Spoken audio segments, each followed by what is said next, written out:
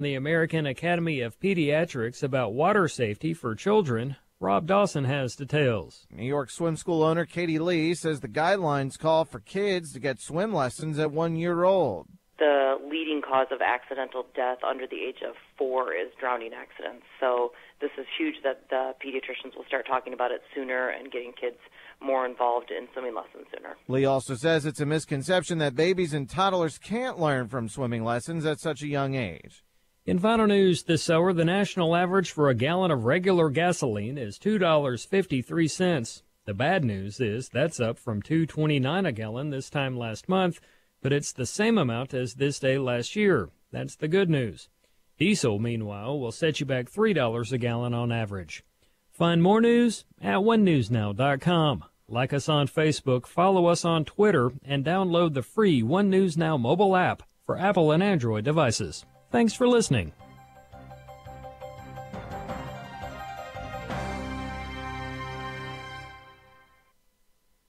Stephen Black. Because my molester spoke to me while being molested that I had somehow caused this. I had a deep sense of darkness and shame. The thing that I see in others is ministering to them, this deep sense of shame. And that's what brings about healing once that is discovered that their innocence was taken from them. The Marriage, Family, and Life Conference is coming June 20th through the 22nd. Learn more and register at urbanfamilytalk.com.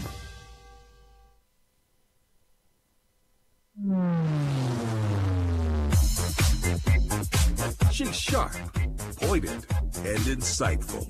This is Stacy on the Right on American Family Radio and Urban Family Talk. I believe it's a crisis, but call it what you will. The challenge of not knowing who's coming in and out of our country and what drugs or people or illicit materials might be coming across our southern border is real. We need to take serious action against it, and the president's executive order does just that. This isn't your dad's Democratic Party anymore. This is a whole new different Democratic Party. This is the one where half of them, sit on their hands when the president says we won't be socialist. I don't know how much of school I'm going to attend, but I'm going to go in and talk to my deans and everyone and hope that I can try and balance it all. But I do want the experience of game days, partying. I don't really care about school, as you guys all know. And now, Stacy Washington. Welcome to the program. I'm back in my home studio after what was just an amazingly providential day yesterday because we had this huge tree blow over, and so it knocked our power out for just basically my neighborhood, and 2 or 3 other subdivisions were just all without power. And it was about an hour before the show was supposed to start. Welcome to the show here on American Family Radio and Urban Family Talk. I'm Stacy Washington, host of Stacy on the Right. I'm just launching into the story, okay? And happy Friday to you. So yesterday, it's about an hour before the show is going to start. I'm just sitting here in the office, in the little home studio, just tapping out a little this and that and adjusting my show sheet. And the power flickers, and then a minute later it goes off. And so I'm sitting there thinking, it'll come back on. It'll come back on. 2 minutes after that, I submit a power outage thing on the Ameren UE site. And before you know it, it reports back that there are hundreds of homes that are without power. So I immediately start thinking, what's going to happen? I hit the enter button. You just touch enter on your phone, and they'll tell you when they expect to have it back on. And they said 5 o'clock. So 5 o'clock for me means an hour after this show is supposed to be over, then they would give power back. So I immediately start thinking, where can I go? And obviously, I have actually been on every talk station in St. Louis, except KTRS. I've never been on theirs, but everybody else, I've been either in their studio live or I've remoted in. I've been on all of them, so I know all the program directors. And I thought, who can help me out here? And I immediately thought of the good people over at BOT. They also happen to be not too far away from me, so I just made a quick phone call, and they were so happy to allow me to borrow one of their studios so that I could still do the show, because we had our first interview with the chairwoman of the Republican National Committee, Ronna McDaniel. And let me tell you, she's not an easy person to nail down for an interview. And so I'm so grateful to my good friends over at the RNC for making that possible, and for our good friends over at BOT, Christian Radio. So we're all in the ministry field together. And it's an interesting thing about Christian Radio that in every industry, you're competitive. Obviously, everybody wants to do their best and achieve their best. But in Christian radio, we tend to be much more mission oriented, which means that it's just a camaraderie there. But I've actually never had a situation where I wanted to broadcast from a city like DC or anywhere really, where I've reached out to a program director and they haven't said yes. Program directors, if you've ever been on their air, if you've ever filled in for them as a guest host, they're always so kind about letting you borrow their facility for your own program. It's like just industry courtesy. So it was really great to be able to do that. And it was kind of energetic. Since we didn't have video, I could hear my producer Devin in my ear, which I'm used to having a lot more communication between producer and host. And we have so many things going on with all the live streams that it's a little different. So it was just fun all the way around. Really grateful for their assistance yesterday. And I'm grateful that we have a fantastic show planned for you today. So today on the program, we're going to speak to Ashe Schow. You know, she's been on before. She's a senior editor at the Daily Wire. And she's going to talk about Adam Schiff hiring a prosecutor turned pundit. This is important because these people have a lot of power over what legislation makes it to their member, what the member sees, hears, who they speak to, what interviews they do, et cetera, et cetera. So it's important for us to know when they hire someone that might be a little out of the ordinary. We are also going to be talking about this college admission scandal. And I kind of waited to really weigh in on it because I wanted to get a more complete picture of exactly what this was. What are we doing? Like what is happening in American education surrounding this scandal?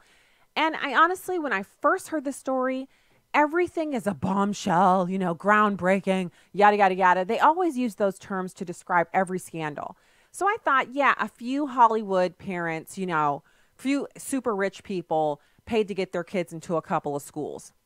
Well, it turns out, since I have waited and read and listened and watched, that this really is a huge scandal. This really has deprived well-qualified kids meaning kids with great test scores and great educational backgrounds in high school. They've been deprived of slots at elite colleges and universities all over the country by the children of wealthy individuals who have used this racketeering scheme set up by Mr. Singer to get their kids into schools where their kids didn't belong. And I will say one thing before, because we're going to do our encouragement and then we're going to listen to this. It's a news piece about Lori Loughlin. And what's so ironic about all of this is, first of all, Lori Loughlin and her husband, who happens to be the designer of the Massimo clothing line. Massimo is his first name, the one that's at Target. Now, if you're like me and you haven't been in Target in 5 years, but you were in there a lot before that, you remember that the Massimo clothing brand is the one they have the most racks of Massimo clothing. Like out of all the racks, you'd say maybe 35 or 40% of them are Massimo clothing. And if you had, like, we have daughters, our son doesn't care what clothes, like he just, you know, but the daughters, they care. And so we would go in and our daughters would invariably end up almost every Sunday wearing a little Massimo dress because when they're sick of it, first of all, they don't wear out. It's an amazing clothing line because the dresses don't seem to wear out. You just wash them, put them back up. They don't lose their color. They don't lose their shape, and they don't wear out. And the girls would outgrow them before they would be worn out. So I would buy these little $18 dresses and they would wear them to church. They'd wear them to run around in the yard. They would go everywhere in them, and I loved them. So I thought it was interesting that this story connects up to Target, the store, which we are currently boycotting here at American Family Radio, American Family Association. We are boycotting Target still to this day because of their gender-confused bathroom and changing room situation. And that the other part of the story connects up to his wife, who's a Hollywood actress, who has always played these clean, above-board, like squeaky clean roles in Hollywood, where she's actually said, "Don't cheat. You know, don't go outside of the bounds of what's permitted, what's allowed." So it's just a crazy story. So we're going to get into that today on the program. Alan Dershowitz did an interview where he actually explained how the actions taken by Singer and everyone who participated actually amounts to RICO violations, which is organized crime and racketeering. And when you listen to his description of how this was a business that spanned many different states, many different individuals, many different colleges and universities, and multiple businesses that are associated with the entire scheme. And if you're like our family, where we had one kid go to college last year, we have one going this year, and we're basically mired down in that process. Like a third of everything that we do has to do with making sure that every I has been dotted and every T has been crossed to get our son's college, you know, get everything launched off so he can go in the fall. And, you know, I just have so many feelings about this so much of what we've been going through, obviously it has to do with how much you want to pay for your kid to go to college, how much you want to borrow, how much you've saved to prepare for this moment, but it also depends on your kid's preparation. And if your kid is just going by their own ability and what they can do, to think that they would be pushed out and not have an opportunity because some other person paid, it's just boggles the mind. So I have more to say about that, and we'll listen to this audio in just a second. But first, I want to get to the encouragement for today, which is 2 Thessalonians 3:5. Now, 2 Thessalonians 3:5. Oh, this is so good, y'all. Okay. I'm looking at my different versions here. Let's do King James. And the Lord direct your hearts into the love of God and into the patient waiting for Christ. Now, the English Standard Version says, may the Lord direct your hearts to the love of God and to the steadfastness of Christ. Now, I love that. When the cross-reference for this, obviously, 1 Thessalonians 3:11, the verse just before, now may our God and Father himself and our Lord Jesus direct our way to you. Another cross-reference is Revelation 1:9, I, John, your brother and partner in the tribulation and kingdom and perseverance that are in Jesus, was on the island of Patmos because of the word of God and my testimony about Jesus. And then we can also look at Psalm 119:5 and 36. Oh, that my ways were directed to keep thy statutes. And the Lord thy God will circumcise your heart and the heart of your seed to love the Lord your God with all your heart and with all your soul, that you may live. And that's Deuteronomy 36, chapter 30, verse 6. So what is this? What is so encouraging about this? Well, what's encouraging about this to me is that we can pray that God would direct our hearts to love him and to have the same perseverance that Christ Jesus had. So the perseverance that Christ Jesus had is extraordinary because, first of all, he was God made flesh. So he had the ability to, with his very thoughts, change everything around him. He was in control of all time and space while he was here on earth, robed in flesh. He could do anything he wanted to do, but instead of doing anything he wanted to do, fixing any wrong, righting any wrong, changing people's hearts and minds, transmuting the gospel to every single person on the face of the planet, he did it the way he would have to do it if he were a human being, which meant reining in and controlling all of that unlimited power that he had so that he could have the full experience of being a human person. The sickness, the hunger, the tiredness, the need for sleep, the ability to be offended and be annoyed, all of that stuff.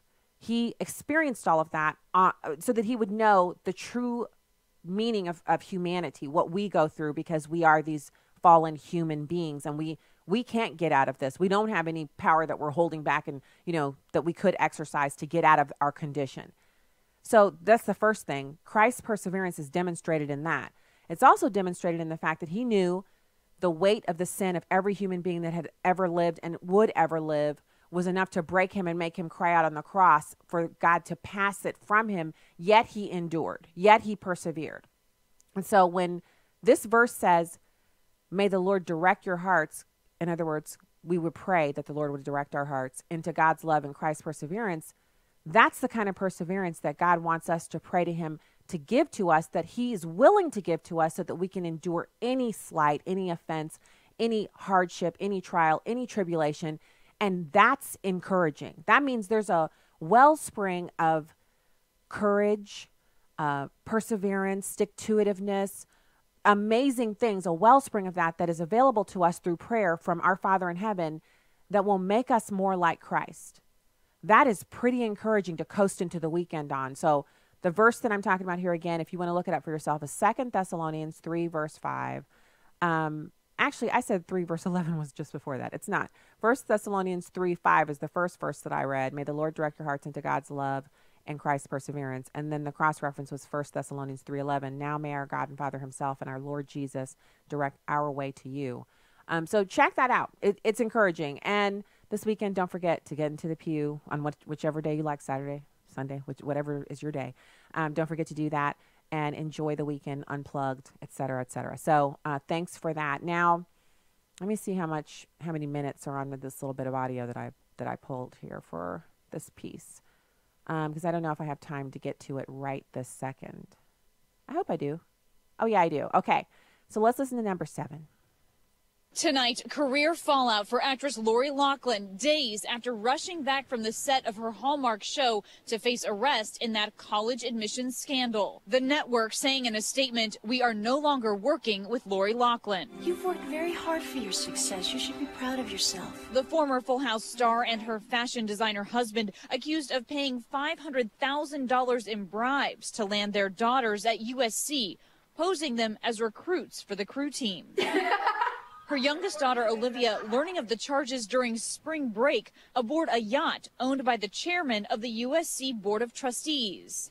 USC taking swift action, telling us that so far they have identified 6 students in the current application process as being connected to this scheme, and they will be denied admission.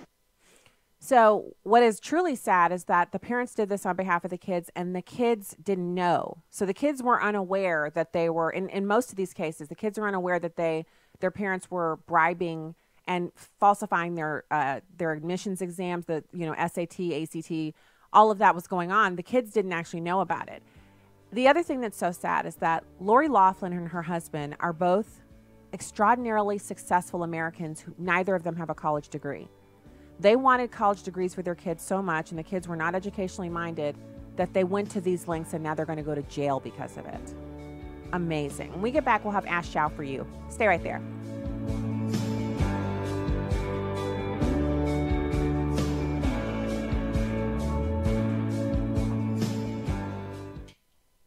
When an abortion-minded woman walks into a preborn pregnancy center, she encounters love and compassion and gets to meet her baby by ultrasound. And I was like, I'm gonna go to the abortion clinic.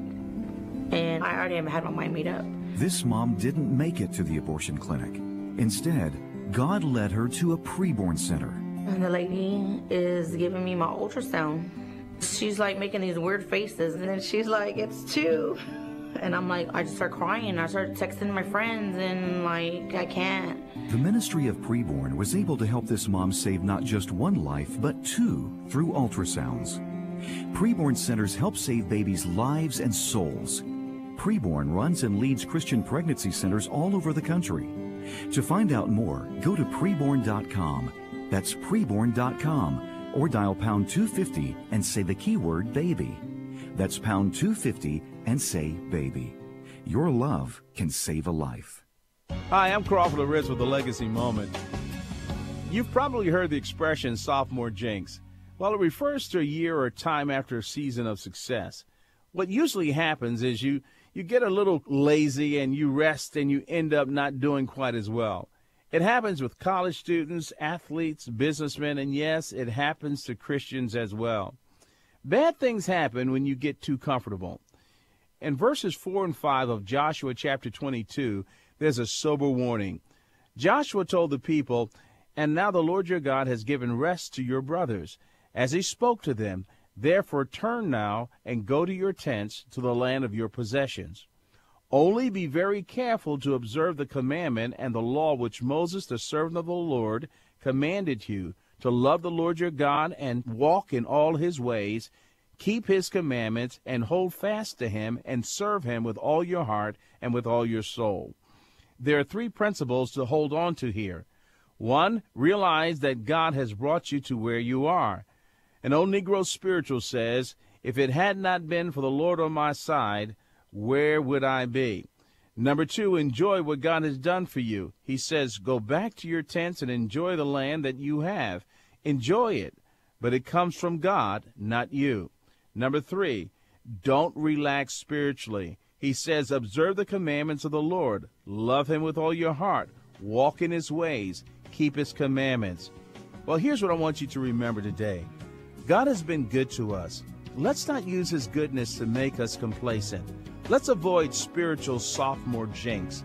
Instead, may his grace, love, and mercy encourage us to love him more and to follow him more closely. For more information, go to livingalegacy.org. livingalegacy.org. You can download episodes of Stacy on the Right from the podcast page on AFR.net or UrbanFamilyTalk.com. Now, back to the show on American Family Radio and Urban Family Talk. Welcome back to the program. It's my pleasure to have join us Ashe Schow. She is a senior editor over at the Daily Wire, which is one of our favorite sites. Lots of news and information over there, dailywire.com. Ashe, thank you for joining us today. Yeah, no problem. So let's talk about this. Schumer has a new employee. What's going on? Oh, Chuck Schumer? Yeah. Or sorry, Adam Schiff. Adam Schiff has a new employee, a prosecutor of some sort. Right. Schiff hired a prosecutor turned pundit in order to lead his myriad investigations into Donald Trump, including his own investigation on Russia collusion. But the interesting thing about this prosecutor, he's now a pundit on left-wing media, is that he already believes in what the outcome is going to be in the investigation. So while he claims that this is going to be a professional investigation and that Schiff is going to run a more professional investigation than former House Intel Chair Devin Nunes, when you already claim to know the outcome of your investigation, there's no way it can be professional or unbiased. Yeah, and so, but my big deal here is, why does he get to hire anybody in the first place? What am I missing here about him? I thought we already had a full team of people with the Mueller investigation whose task was to find out if there was collusion. Why do we need this guy? Democrats want yet another insurance policy in case Mueller doesn't find what they think or hope he's going to find. And it doesn't look like Mueller is going to find that. I mean, look at the indictments he's brought down. They're process crimes and fraud crimes that have nothing to do with Russian collusion. So Democrats started panicking earlier this year that their hopes and dreams of Trump being somehow magically removed from the presidency, and I guess, I don't know, Hillary Clinton rising into it out of pure hope and joy, is not going to come to fruition. So now Schiff is saying, oh, well, the Mueller probe, it's not as expansive as it needs to be, and there is all these people he's not talking to that he needs to talk to, as if Schiff really knows what's going on over there. And so Schiff is saying, we're going to talk to all those people, we're going to continue with the investigation. So, and then, also the other committees that are looking into Trump's taxes, his business, his children, whatever they wanted, his Melania's father's stepfather's cousin, whatever they think they're going to find on Trump. But what's funny about all of this is, let's Ashe, just put this on the other foot, okay? Let's say it was the Republicans who sent out 80 some odd subpoenas and were investigating, maybe Barack Obama's siblings, because he has a lot of half siblings. The ones that, I think there was one that was in the country illegally for a time. So he has a whole lot of interesting family things too. Imagine if the Republicans had made this big of a deal out of his family, or how he was able to, enlarge his wealth and his empire while he was president. Would this have been tolerated? Something in me says no. Absolutely not. If Republicans were issuing subpoenas because they wanted, Obama didn't release enough of his taxes, or we want to look into his community organizing days, or we're going to start subpoenaing everybody, all his colleges for his college records, that we never got. We're going to look into every aspect of his life, of Michelle's life, and dig through that because we know something bad is there that'll get him impeached. We're just going to look. The media would be all over how absurd this is. But of course, when it's Adam Schiff and it's against Republicans, then Adam Schiff is like the hero we need. But this isn't heroism. It's a waste of taxpayer dollars, and it's a real distraction. I saw this piece about the Equality Act. Pelosi has put that forward. That's a bill that would elevate, gender or identity expression up to the same level as a protected class. Like, race and gender are already in the protected classes. But there's so many other problems that we have going on in the country right now that are serious, that need legislative action. Yet they're undertaking these really, in my opinion, unserious tasks like the Equality Act and these investigations into the Trump family. How do they think they're going to win doing these things instead of addressing like the fentanyl crisis or the opioid epidemic or the more serious things? Oh, because ultimately people aren't as focused on the opioid crisis and things like that. of it. But Democrats know that division is their go-to. It's their bread and butter. It's pretty much all they have, because otherwise they have to run against Trump's policies that's saying, no, vote for us. We want to raise your taxes, and we want to destroy your health care, and we want to make sure that the borders are completely open to illegal immigrants and violent illegal immigrants. No, vote for us. And like, that's not a winning message, right? Mm-hmm. And then, kill babies, right? Like, that's not a winning message. So they have to divide people based on race, class, gender identity, religion, whatever they can, in order to then be claimed to be the party that's going to protect you, going to get the government to protect you as that race, gender identity, religion, disability, whatever. Right. Unfortunately, and I have this terrible feeling in my gut that that's going to work with millions of Americans. Like that is a formula they've used before. Yeah. Okay, so I know we didn't have this like originally teed up to talk about, but I have to ask you about this college scandal, the admission scandal with the Hollywood actresses, the squeaky clean Hollywood actresses who are married and have kids, and for everybody else, all intents and purposes, these are the people I would least expect to be involved in any scandal of any kind, even marital infidelity or anything like that. These chicks are just like at the top of the heap for having these pristine families. What is going on in Hollywood? It's like it's widespread and it's rampant. This has been a real thing that they've been engaging in for a very long time now. I know. I'm fascinated by it as well. I mean, don't kids of wealthy and famous parents just kind of get in just easily? That's what I thought. I thought they got in because they were rich and they were from Hollywood. Right, exactly. I was like, oh, you're William H. Macy's daughter? Come on. Right.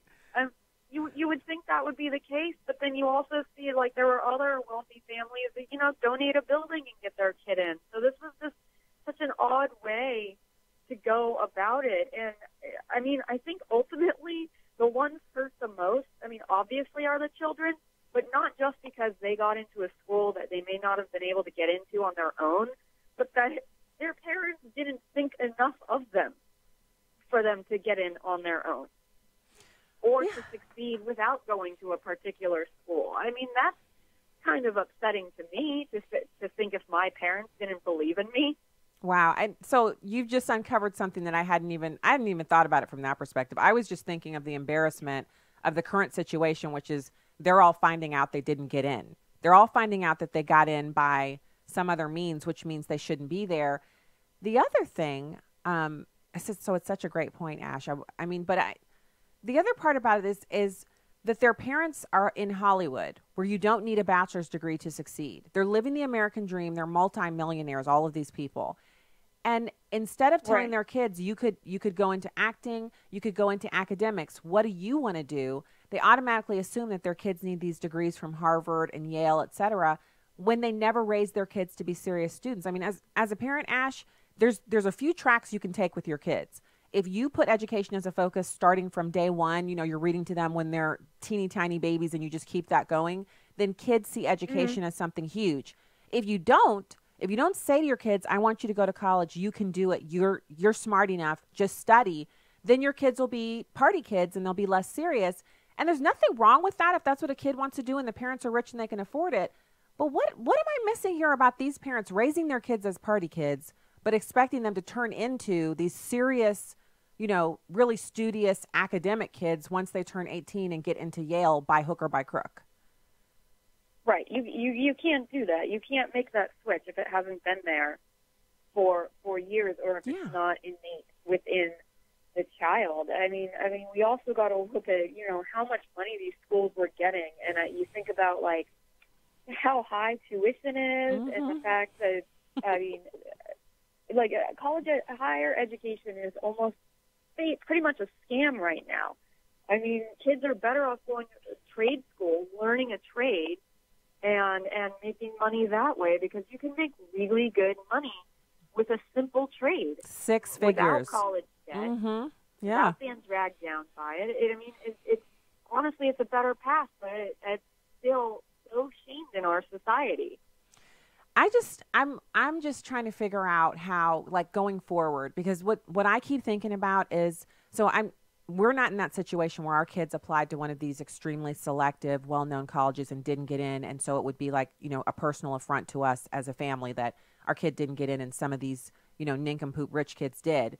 But there are millions of families out there who are in that situation where their kid didn't get into USC or Yale or Harvard, and their kid had a 4.0 or a 4.4. Nowadays you can have better than a 4.0. You can have a great SAT or ACT score and still not get into a highly selective college.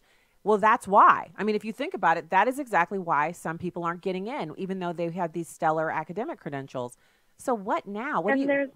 Yeah, go ahead. Well, there's already lawsuits from some of these students. I mean, they were like ready with this admission scandal, and then boom, lawsuits from the other side. So you just kind of see an even bigger higher education racket that has been created, right? Mm-hmm. There's the people that have paid bribes to get their kids in, and then now there's the attorneys taking the money to sue the schools, claiming, well, this kid probably didn't get in because that kid got in, Mm-hmm. And so it's just the amount of money that gets created out of nothing in this country is just astounding to me.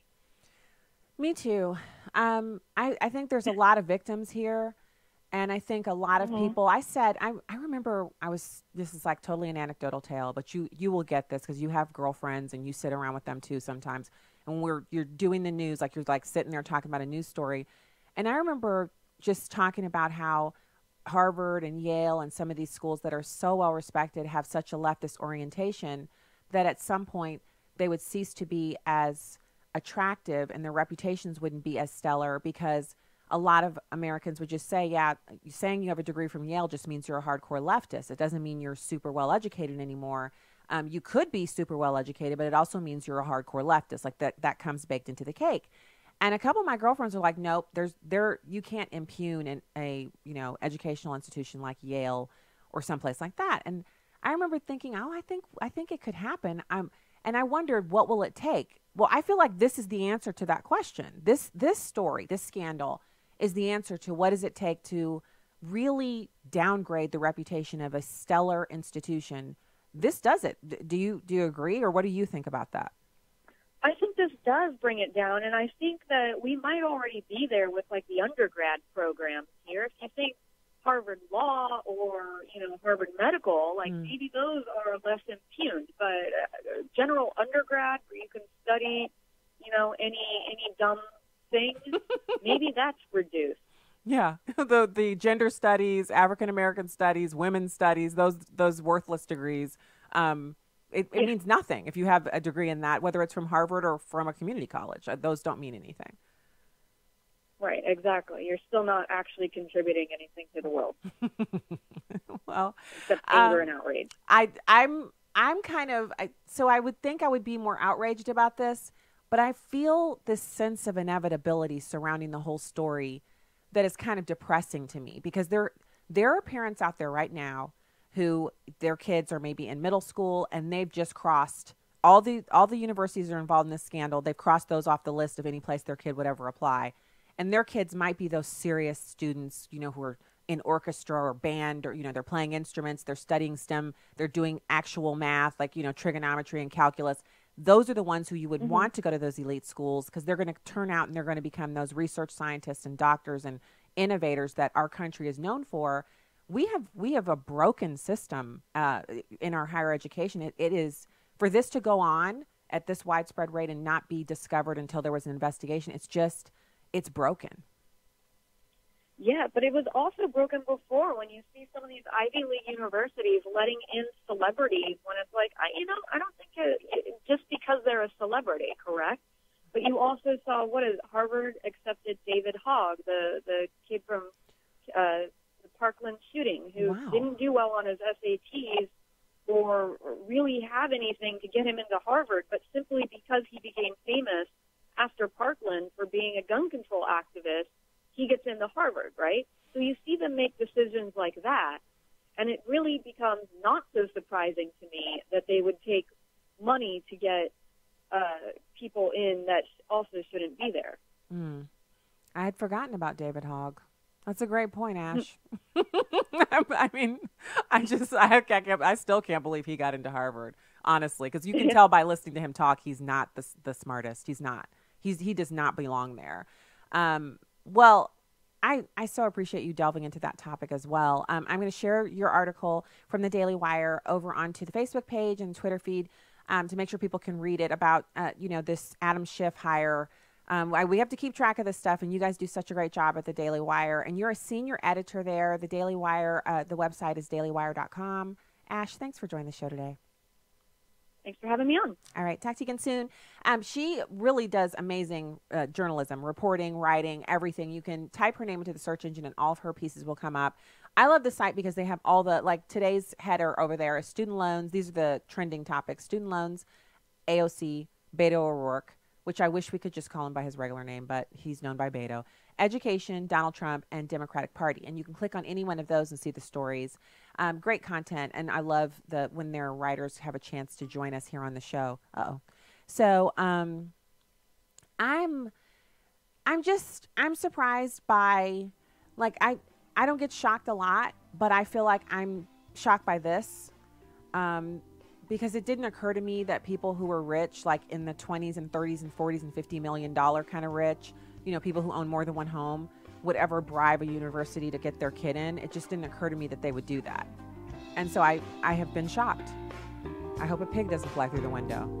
All right, we'll be back with more. We'll take your calls, 866-963-2037. Stay there.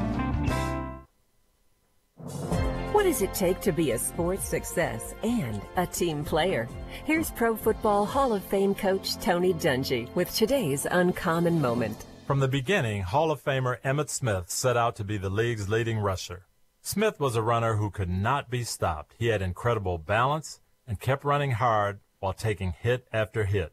His reputation as a tough, gritty runner was cemented in Week 17 of the 1993 season.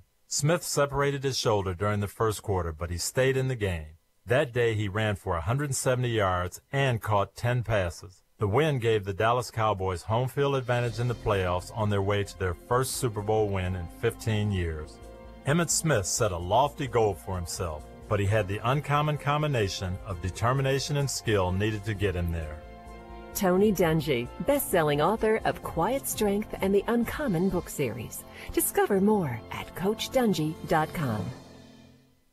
Listen, do you really know who Jesus is? And let me help you to know who he is. When you think about all of these kind of false Jesuses that are floating around social media, you know the Jesus. You got the ethnocentric Jesus. You got the political Jesus, the left-wing Jesus. All these popular Jesuses. But the question I think all of us need to ask is, will the real Jesus stand up? Please stand up. Please stand up. Tuned in to Equipped, weekday afternoons at 12 Central on Urban Family Talk. Family is an institution set forth by God, one man and one woman for life, with the outflow being children produced by that union. It's obvious to all that there is an attack on the family in our country, and especially on fathers. Whether it's the cycle of sin that persists in our families or the pressure from our government to exclude men from being intimately involved, the strategic battle is on for the souls of men. Join us in the battle to strengthen fatherhood. UrbanFamilyTalk.com. This is Poll Paris with Fox News Director of Polling, Dana Blanton. We just did a Fox News poll about social media that I want to share a few findings you might have missed. First, only 15% of voters have never had a Facebook account. 74% currently have one, and another 11% used to have a Facebook account but don't anymore. That doesn't mean they're always posting pictures. 37% of Facebook users tell us they actively post, yet a 59% majority, better described as lurkers. They mostly just read what others post. There have been a lot of recent controversies surrounding Facebook users' private info being collected. People are paying attention. 43% have considered deleting their Facebook account to protect their privacy. 54% say they haven't. Last one. Overall, there's ambivalence when assessing social media. 34% say it's a good thing for society. Almost as many think it's a bad thing. It's always a good thing for you to follow us on Twitter, @Fox News Poll. I'm Dana Blanton, and that's your Poll Paris. This is Stacy on the Right with Stacy Washington on American Family Radio and Urban Family Talk. This involves the most elite universities, coaches, the SAT, the ACT. This is really one of the great scandals of the 21st century. Having said that, I think it's just the tip of the iceberg. Remember, this doesn't involve the super, super rich. The super, super rich buy buildings for the university. Yeah. They donate hundreds and hundreds of millions of dollars. They don't have to worry about their kids getting in. This involves the very rich, the people who can't quite afford to give a building, but can afford to spend $5 or $6 million. And once this investigation is complete, we will see that this person, Singer, if the allegations are true, went over any possible line and did clearly commit crimes, and apparently he's pleading guilty, that in some respects this is a matter of degree, that we will see other mini scandals involving contributions to the universities, coaches who are prepared to stretch the rules. Look, at bottom, the fault for this lies in the fact that we've abolished grades at universities in many parts of the country. Nobody fails anymore. Because if we went back to the situation that occurred when I started teaching at Harvard almost 60 years ago, this couldn't work because these students would fail out. It didn't pay for them to come into a college because they wouldn't make it through if they didn't have the academic resources to make it. Wow. So there's so much there to unpack. Welcome back to the show. If you'd like to call in and discuss anything, it's kind of free for all Friday with the phones. Just call in and talk whatever you want. 866-963-2037, 866-963-2037. So, yeah, how do we process this? First of all, there's the one guy, Singer, who he was the linchpin to everything. He set up all of the different connections and with the coaches, he facilitated not just the payments between the parents and the schools, but he, skimmed off of that because he was running a business that was supposed to help kids get into these elite colleges and universities. And so he created this, the mechanism by which the, illegal acts could occur. He connected the parties who needed the services from each other. And if anything went awry, he kind of cleaned it up. And it's stunning. The people who are involved, these coaches who, a lot of times when you look at these programs, I know one of the things I notice is everybody's raising money. Like if there's a school program and you have to pay to participate, then after you've paid your fee to participate, then there's, we need to raise money, in order to keep this program running. You're always thinking, how much money do you need? Well, then you think about what this guy's been doing with this Singer guy, and how he literally, he just saw a need. I mean, this is how small businesses are started. You see a need, you fill the need by providing a service. But this guy's providing a service that is a bribery scheme that it's running all over the country, and he's just running it like it's a legitimate business when it is totally illegitimate. And the people who are participating have to know it's illegal. I was actually surprised. So I didn't realize you could get jail time obviously you can get jail time for bribing someone. So what am I saying? But these women and their husbands are looking at jail time for paying to get their kids into these universities. This is a serious offense. So anyway, Alan Dershowitz describes how it's racketeering. This is how serious this is. It is a criminal enterprise that this guy Singer was running. It's number 6. This is RICO, racketeering. It involves an enterprise. Obviously, the Singer Company is the enterprise. And through the enterprise, they committed these crimes of bribery, of fraud, of cheating. And RICO carries a very, very significant criminal sentence. It also has civil liability. And we're going to see this thing spread. Questions are going to raise whether the kids who got in should have their diplomas revoked. What if they got A+? And what if they did very, very well? It involves, obviously, the coaches, each of whom is presumed innocent, some of whom took the money for themselves, according to this indictment, some of whom shared the money with the university.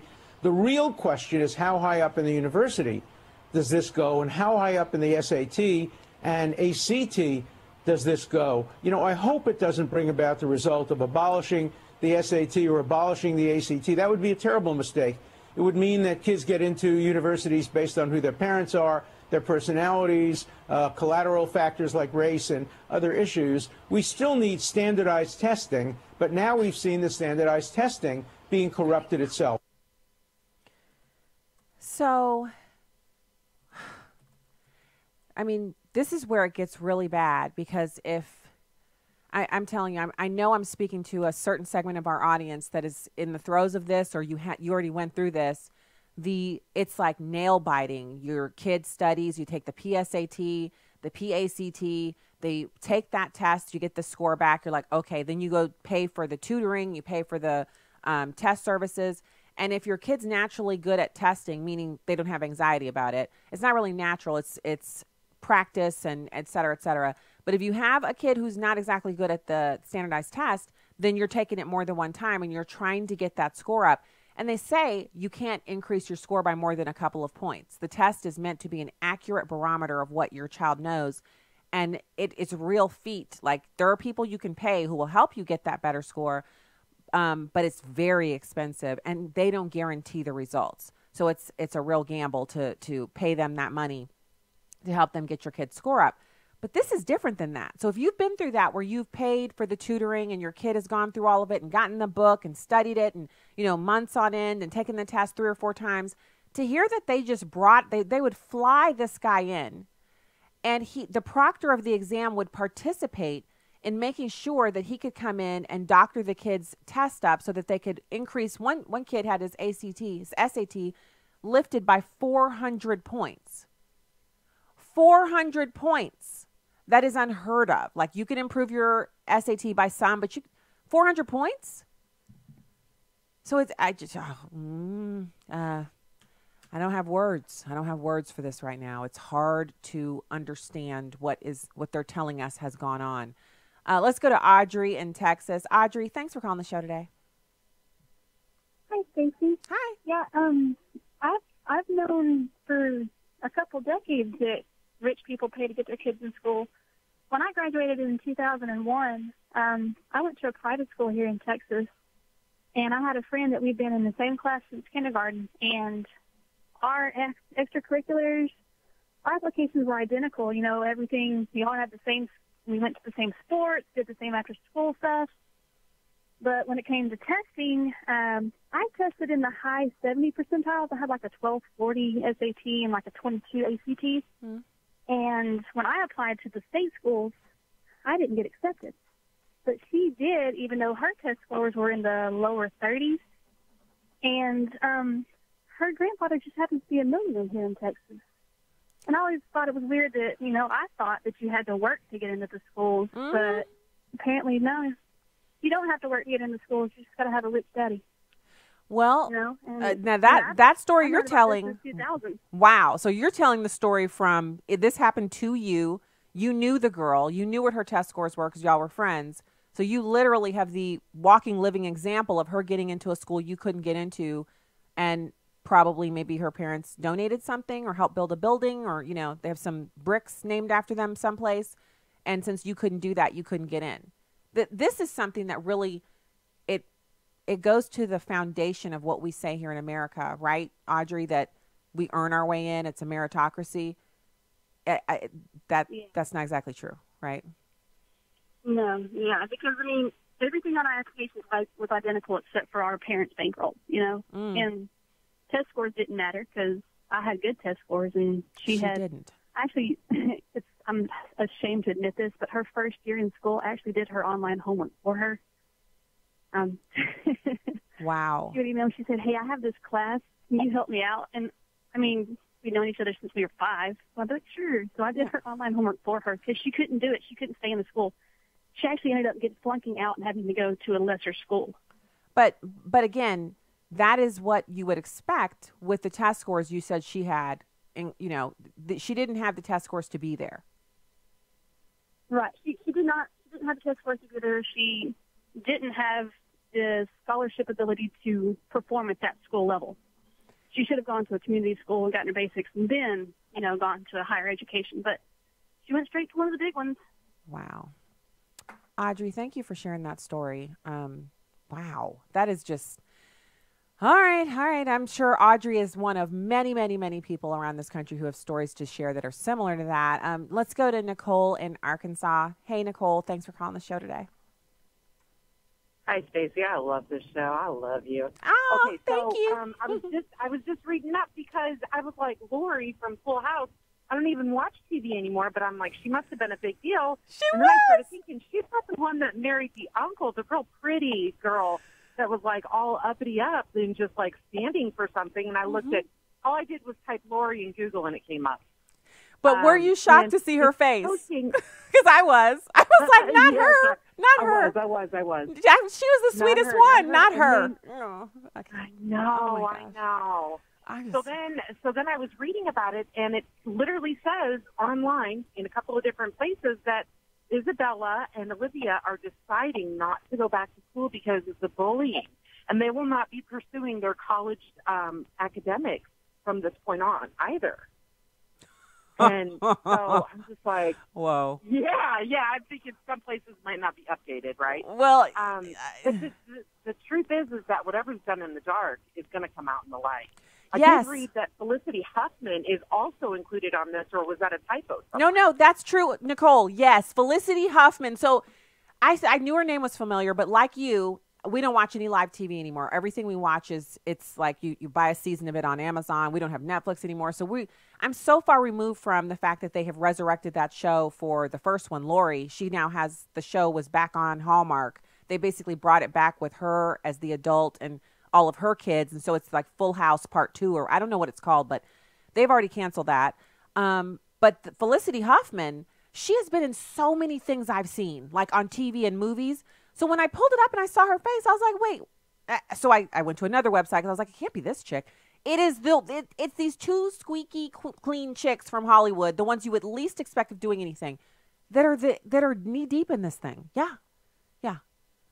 Okay, so you said that Target's not doing so good as far as business goes because they're confused about whose bathroom is whose.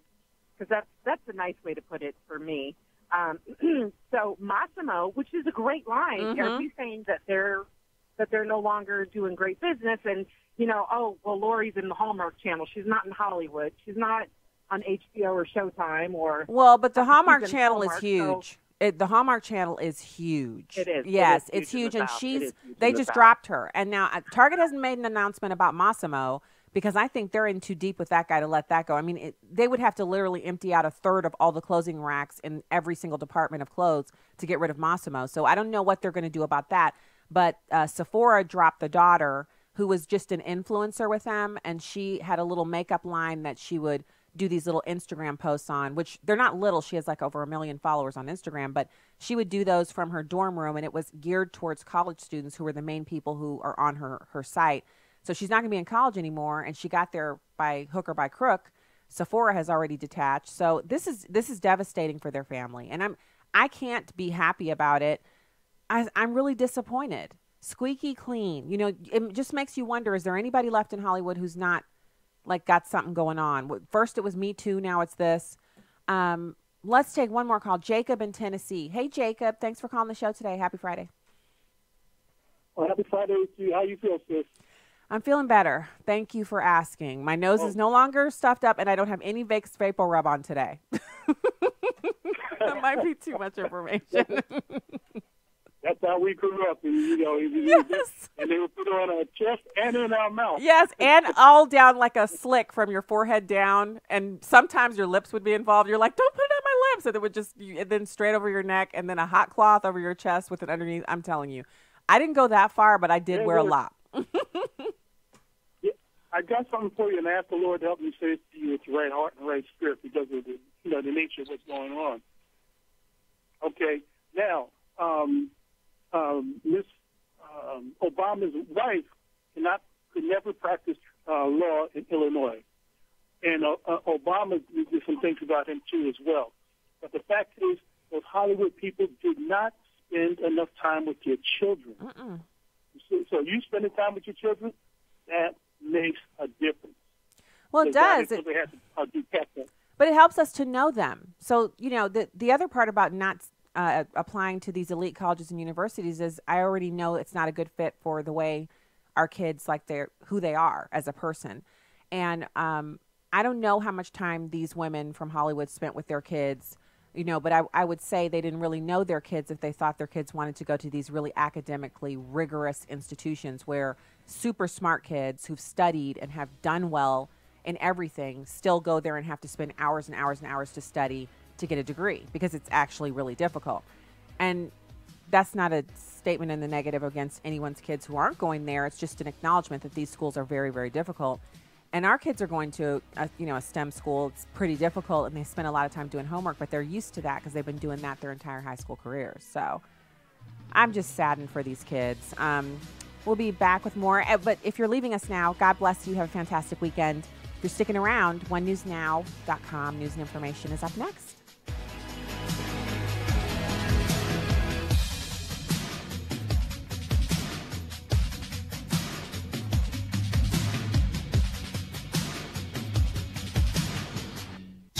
Urban Family Talk. Urban Family Talk. There's a lot happening around us. That's why Christians need to stand strong on family values and morality. Hi, I'm Ray Rooney, editor of The Stand, a blog from the American Family Association. The Stand has timely, carefully written articles on relevant cultural issues that you can quickly forward to others. Visit afa.net/The Stand. Truth, wisdom, empowerment. Urban Family Talk, a ministry of the American Family Association. For American Family News, I'm Chris Woodward. A conservative activist says mass murder is always evil, but it is particularly evil when it is done to victims who are seeking or worshiping their God. Gary Bauer serves on the U.S. Commission on International Religious Freedom.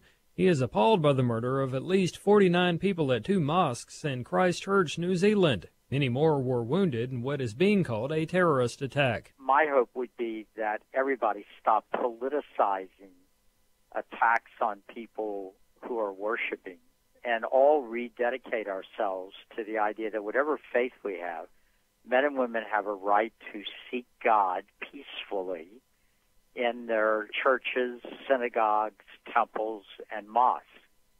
And it's also a reminder how fortunate we are here in the United States that idea is firmly implanted in our Constitution, and we must be very vigilant to make sure that we never lose it. At least one person has been arrested and charged with murder in the attacks. As North Korean officials hint that missile tests may resume, the Trump administration is remaining hopeful talks will continue.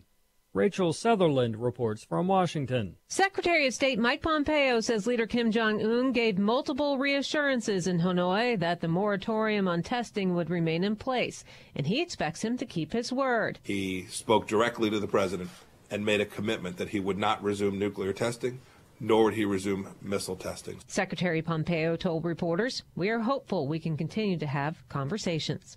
In Washington, Rachel Sutherland, Fox News. A Mississippi gynecologist faces jail time after authorities say he sexually assaulted several of his patients during office visits. WHBQ reporter Jeremy Pierre has more. The grand jury in DeSoto County indicted Norwood on 12 charges.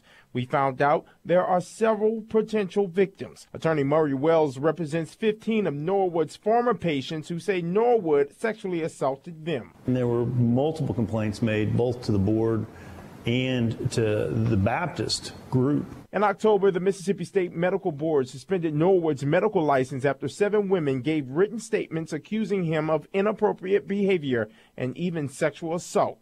Wells says the list of victims is expected to grow. In a statement, Norwood's attorney says his client denies any wrongdoing. NFL player Kareem Hunt faces repercussions for assaulting a woman in February of last year. Jared Max has that story. 13 months since former Kansas City Chiefs running back Kareem Hunt was caught on surveillance video shoving and kicking a woman outside his residence in downtown Cleveland. Hunt, who is now with the Cleveland Browns, suspended Friday by the NFL for the first 8 games of the 2019 season. Kareem Hunt was found to have violated the NFL's personal conduct policy and, as a result, will forfeit more than $300,000 of his $645,000 base salary for 2019, his first with the Browns. Kareem Hunt tells the NFL he accepts this decision and punishment. Jared Max, Fox News. Dogs are often thought of as man's best friend, and scientists in California want to know why we love them and why they love us so much. Aren't they cute? Maybe there is some science behind why we smile and they wag their tails when we get together with our canine friends. The California Science Center opens up an exhibit this weekend called Dogs, a Science Tale. Real dogs are part of the exhibit, as are real interactive stations, which show off guide dogs, search dogs, rescue dogs, and much more. The center has spent the last 5 years figuring out hundreds of doggy questions that could possibly be answered by science. John Saucier, Fox News. When I get home, my daughters are going to ask for a dog. In final news this hour, U.S. employers posted nearly 7.6 million job openings in January, near a record high set in November. It's evidence that businesses are still hungry for workers, despite signs the economy may have slowed.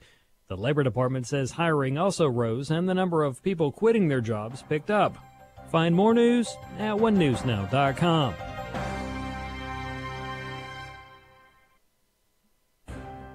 Miki Addison. My challenge to you was to evangelize your children and to disciple your children and to give them the truth, because if you don't do that, then we have a culture that's waiting in the wings to disciple your kids and to make converts. And so I really believe and I expect the Lord to really set some people free today. The Marriage, Family, and Life Conference is coming June 20th through 22nd. Learn more and register at urbanfamilytalk.com.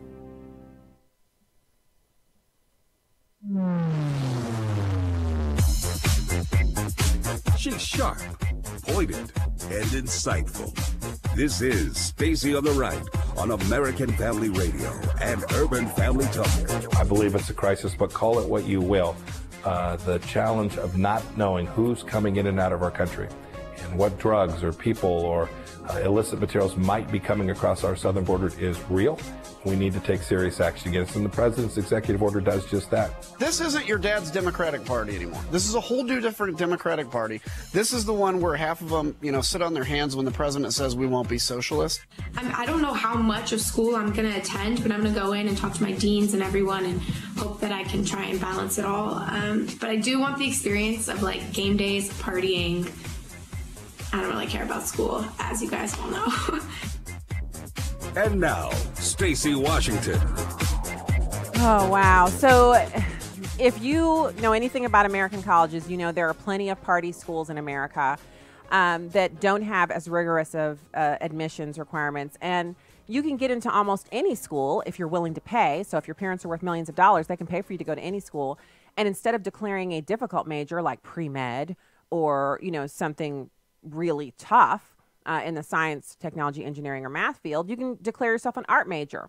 You can still go to school and experience all of the parties and game days. You can still be a cheerleader or participate in extracurricular activities. And you can go to school for 4 years, 5 years, 6 years. They'll just keep taking your money. You don't have to, you can get into almost any school that way. Honestly, this is not needed. If you want to buy buildings for a college or university, you can do that. You don't have to do it to get your kid into the school if your kid is not academically qualified. I just think it's funny that that's where we are, that's how they felt they had to roll this situation. So we'll see. Anyway, this hour of the program, we are going to be talking a little bit. We'll weave in and out of that, and we'll take more calls. Obviously, it's Friday. We'll talk about anything. 866-963-2037, 866-963-2037. But what we will do also, when you're the guest this hour, no guests this hour except the callers, we're also going to listen to this audio now. So Robert Francis O'Rourke, that's Beto O'Rourke's real name. Robert Francis O'Rourke, who actually happens to be of Irish American ancestry, not Mexican or Hispanic at all. He's been saying we should tear down the wall. What wall there is, we should tear it down. And Tom Cotton has really he's been on a tear. He's just been amazing. And he goes into beast mode. And you guys know how I I love some Washington Free Beacon, some award-winning Washington Free Beacon, and I love it when they find an audio clip that they designate as beast mode, because if you have to watch the video, it's a bear roaring at the sky, clawing the air, and then a nuclear explosion, the little mushroom cloud, and then some guy driving one of those monster trucks over a bunch of cars, and then someone screaming beast mode in a really deep voice. And it's hilarious. And then, of course, there's the audio clip, and then they close it out with a little bit more. So let's listen to that. It's number one. The Democrats' newest presidential aspirant, Robert Francis O'Rourke, a former congressman and failed Senate candidate, has gone so far to suggest tearing down existing barriers at the southern border, which I'm sure thrilled all the good people in El Paso who don't live in a world of private planes and security details. Okay, I think my producer cut out the beast mode portions of that. But and this is a great point that Senator Cotton is making. And why is he having to make that point? Because, and I thought to myself, not that I can tell the future, but it was, I think during the original discussion about the wall last year in the fall, when the president started toying around with the, he said, I'll declare a national emergency if I have to. Well, it turns out that there was some discussion back then. People were saying how well the wall works in certain parts of the southern border, like San Diego, El Paso, areas that don't have high, entrance rates of illegal aliens. They don't have a lot of crime pouring over the border, and they don't have huge problems with drug trafficking. And I thought to myself, some nincompoop's going to say we need to tear down those walls. And sure enough, that nincompoop is Robert Francis O'Rourke. It's like a mouthful, and you're not used to saying it because he just calls himself Beto, which at what part of Robert Francis do you get Beto out of? Anyway, he is the one who did it. He's the one who actually went through and made good on what I felt like was pretty probable, but who can tell what people are really actually going to do? But I thought there'll be somebody who'll say, let's just tear the wall down. And so it's him. Now, he's crazy pants for saying that. But let's not act like we don't know. He's a crazy, crazy individual for even insinuating that we should tear down any wall. It's just ridiculous. It's ludicrous. It's lunatic talk is what it is. Now, we did go into this a little bit yesterday, but I did find a couple more salient details. I'm pivoting over to the fentanyl crisis and how the Obama administration actually didn't do anything about it. And I found this piece over at Breitbart, God bless them over at Breitbart, where they're talking about this letter that was written. And this is all a part of that Washington Post expose that blames the Obama administration for not doing anything about the fentanyl crisis. But it turns out this was in May of 2016. So still plenty of time for President Obama to declare a national emergency on this, a health emergency, which would have then made resources and money available for combating this. Now, you know how much I hate the czars. I don't think we need czars in addition to the heads of government agencies. But notice how the Republican presidents haven't gotten rid of them. That is what is so interesting to me, is that a Democrat, and we need czars, like we're a Russian country. The first thing President Trump should do is get rid of every single czar, quote unquote, reasoning because czar is a name for a leader in Russia, and he's not about Russia. He's not a Russian puppet. He has nothing to do with Russia. He should get rid of the czars. But no matter. We still have them. And so the czar of health, the drug czar, the head of the Centers for Disease Control, the CDC, none of these people were able to take that letter to President Obama at the time and say, look, this is actually something serious. They're asking for a national health, emergency declaration to kind of elevate this subject so that not only Americans, but healthcare professionals and anyone having anything to do with this would be aware that they should be on the lookout for these, first of all, the illegal trafficking of this, and the fact that it was two separate problems. It's not just people getting addicted to opioids that they've been prescribed. It's also people getting addicted to heroin and then having heroin laced with fentanyl, where the same amount of heroin they've been taking kills them, or they take more and it kills them because it's laced with fentanyl. So there were just a small amount of deaths. Any amount is too much, but there were a small number, like, over 3,000. And that number spiked up to over 28,000. Now, in a country of 300 million, maybe Barack Obama just didn't see the sense in making a big deal out of it because it just wasn't 10,000 or it wasn't 100,000. But why do we have to wait until it gets to that level? In this piece, they actually talk about how the rapid increase in deaths due to fentanyl overdoses. Fentanyl overdoses have actually killed more Americans than the Vietnam War. Fentanyl has killed so many people that the average life expectancy of an American has been dragged down by this. You remember the Democrats talking about white people are dying off. We're glad because the white people are part of the patriarchy. I just don't know how any white people vote for the Democrats. Now, I know I've said that about black people, but let's just unpack this for 1 second. Just help me out here. How do you, as a white person, hear the Democrat leadership talking about how, well, white people they're dying off early because they just won't get out of the rural areas and they just won't be progressives and they don't believe in climate change. When they make comments like that, how do you then say, yeah, but I'm still a Democrat and I'm still voting for the Democrats? The Democrats have systematically and routinely, with effort, gone through and insulted every single constituency group they have except the LGBT community. Why would anybody else vote for them? I just don't get it. I don't get how you can be Jewish and say, I'm going to vote for the Democrats when the Democrats are currently lifting up and promoting individuals who are anti-Semitic. Like every single thing you could possibly think of that you want the government to fix because it's a part of their mandate as opposed to fixing social policy. Not only are they not doing it, but they're insulting anybody. Like if you just are in with eyeballs view, they're insulting you. And they have to do that because they failed at so many different policy aims. And my favorite is how people who have a Republican governor, and I've run up against this buzzsaw a few times, especially in the last couple of weeks, but a few times recently it's become much more prevalent where someone will say, well, my governor's a Republican and it's his fault that we have X, Y, and Z. And when you ask them, you say, well, are you aware that your governor doesn't actually have anything to do with that? That tax or that regulation is governed by your municipality or your mayor or somebody like that. It's someone who's still elected by you, but it's not your governor. But he's the one who's in charge and he's a Republican and it's his fault. So the scapegoating is rampant. And let's be real here. We all do that. We all suspect that the things that aren't going right, it's the fault of the opposing party, whatever. But I mean, if you don't have any proof, there's no way you can connect it. How are you blaming that person? But just because they're a Republican. And so we're seeing that with just a ton of different of items. So I want to pivot over. We're going to run down all this news today because there was some news I didn't get to yesterday and all of the excitement and hullabaloo of borrowing a studio.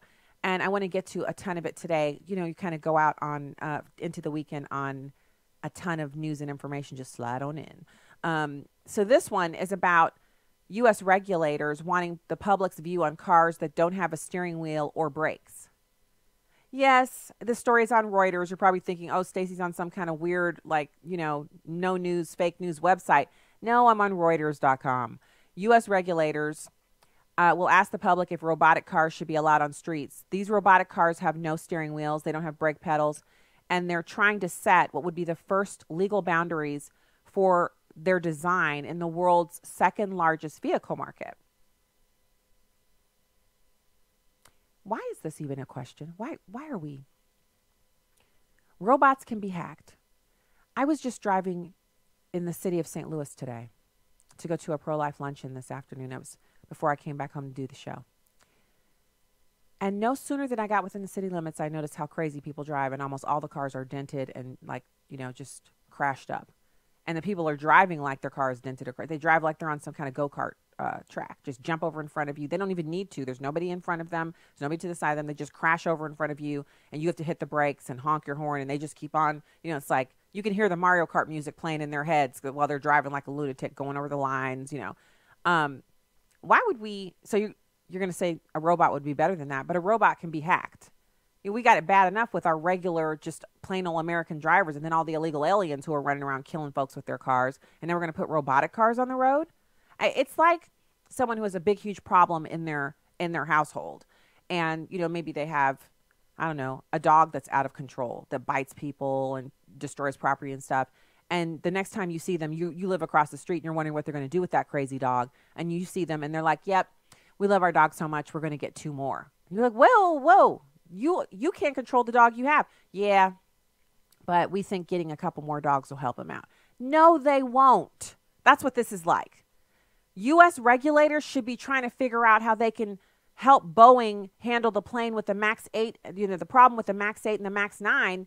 The National U.S. Highway Traffic Safety Administration should be figuring out what is the proper size of truck, 18-wheeler, what I'm talking about, without putting that extra 18-wheeler on the back as like something they're towing. Instead of doing that, could you increase the length of the truck just a tad to get a little more transportation ability without making it dangerous and making it stopping the distance needed for it to come to a full stop to be so long that basically it's an accident waiting to happen?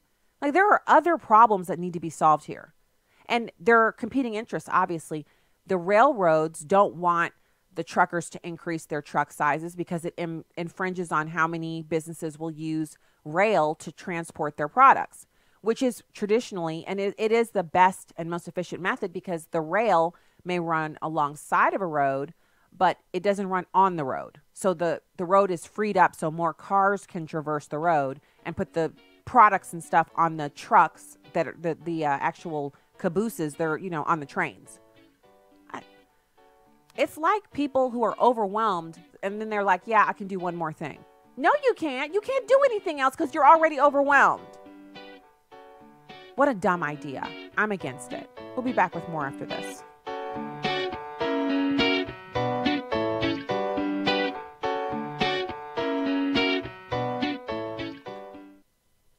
It's amazing but true. When it comes to one of America's biggest household expenditures, healthcare, a lot of people think they've got no choice. People are used to thinking we have to do it this way, but they don't. Yes, you have the freedom to choose an alternative with your healthcare.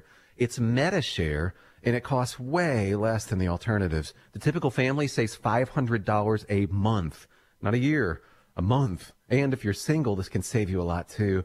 And let's face it, a big reason MediShare is 400,000 people strong, it just works. They've shared over $3 billion in medical bills, so they can help share your needs too. Joining MediShare for so many people is one of those things that makes you say, why didn't I do this before? So yes, the time has come for something better. Look into joining MediShare and see why so many people are opting out of the old way and into the new. Why not look into this? Just call 855-PSALM-23. That's 855-PSALM-23. 855-PSALM-23. This is Viewpoints with Kirby Anderson. In a previous set of commentaries, I talked about the interview Nick Pitts and I did with Jonathan Haidt on his book, The Coddling of the American Mind. Then I saw an essay that quoted his earlier book, The Righteous Mind, where he talked about the conservative advantage. As a liberal, he wrote the book because he was convinced that American liberals do not get the morals and motives of their conservative countrymen. In one study he did with Jesse Graham and Brian Nozick, they tested how well liberals and conservatives could understand each other. They had the people fill out the Moral Foundation's questionnaire. 1/3 of the time they were supposed to fill out the questions normally, answering as themselves. 1/3 of the time they were asked to fill out the questions as they think a typical liberal would respond. And 1/3 of the time they were supposed to fill out the questionnaire the way they believed a typical conservative would respond. The design of the research allowed the researchers to examine the stereotypes that each side had about the other. This also allowed them to see how accurate their answers were compared to people who were liberal and people who were conservative. They concluded that the results were clear and consistent. Moderates and conservatives were most accurate in their predictions, whether they were pretending to be liberals or conservatives. Liberals were the least accurate, especially those who described themselves as very liberal. I might add that this study was published 10 years ago. I think that it's even more likely that the gap in perception by liberals of conservatives has grown even more. Much of what Jonathan Haidt has written about in his recent books illustrates how millennial college students want even more protection from ideas they don't like. They're less likely than before to engage foreign ideas. And this is one example of why we have such polarization in the political arena.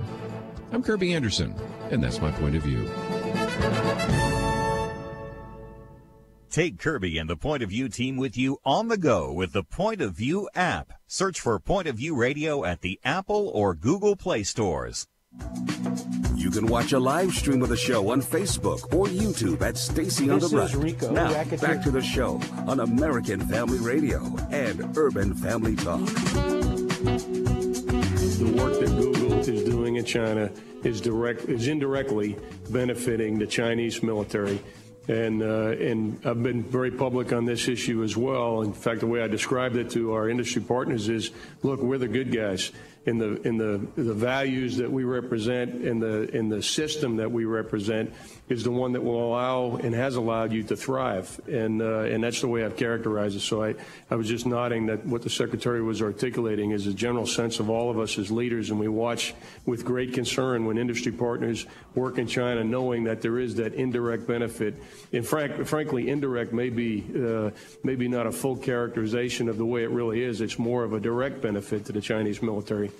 I just want to underscore this for the record so that we are absolutely, perfectly, 100% clear here that Google, an American company based in this country, so again, supposedly an American company, is doing work in China that directly or indirectly benefits the Chinese government at a time of increased peer competition with this country. We are in a struggle with the Chinese government over whether or not they're going to become a regional and maybe global hegemon with values very different from ours, certainly values that do not favor freedom in the world.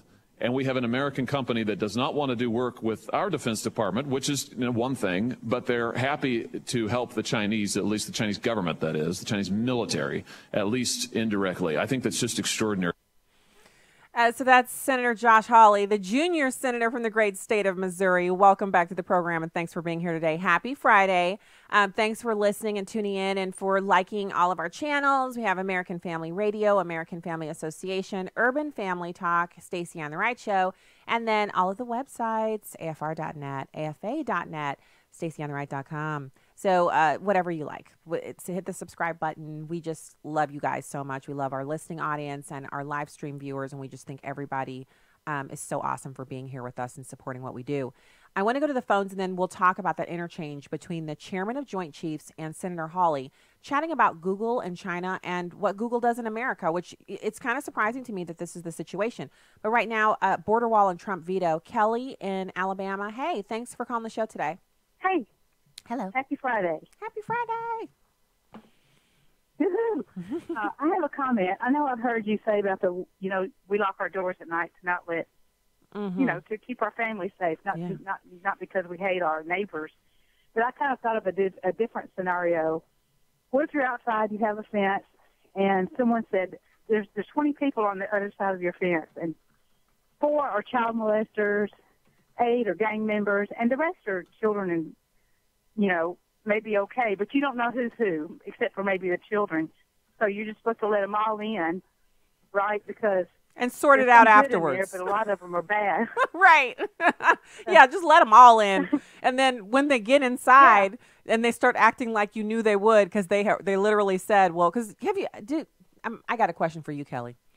Have you seen the news stories on Fox where when the caravan was getting put together, and they had some Fox News reporters travel down there, and they were asking the people, like, what's your story? Why are you in the caravan? And one of the guys was like, well, I used to live in America illegally, but then I was convicted of a crime and I was deported, but I want to go back. I'm hoping they'll let me back in. And he said, what crime were you convicted of? And the guy said, manslaughter. And the Fox News reporter just looked at the camera like, uh-oh. How much more do they have to do? If you've been convicted of manslaughter, served time, and left the country by force, we forced you out, and they're still trying to come back in, and the liberals are like, well, you got to let them in. No, we don't. I don't understand. I just don't get it. I'm just still baffled. But you know what? I'm not baffled by the politicians. I'm baffled by the people that support them. I'm kind of just like, obviously there are times when you want to be... you want to be giving, that's what we do with the refugees. We say, oh, your country's war torn, and so we'll take so many people in. And we already do that more than any other country. We take in refugees. But why do we have to take in the criminals and stuff? I don't understand why the liberals don't have any delineation. They don't say, we should take in the people who deserve to come in because they have a need, but we shouldn't take in the criminals. They're just like, everybody has to come in. What is going on with these people? And I have another point about something kind of different because, but I didn't mention it to your screener. Sure. And it's something I'm coining as the gray Christian.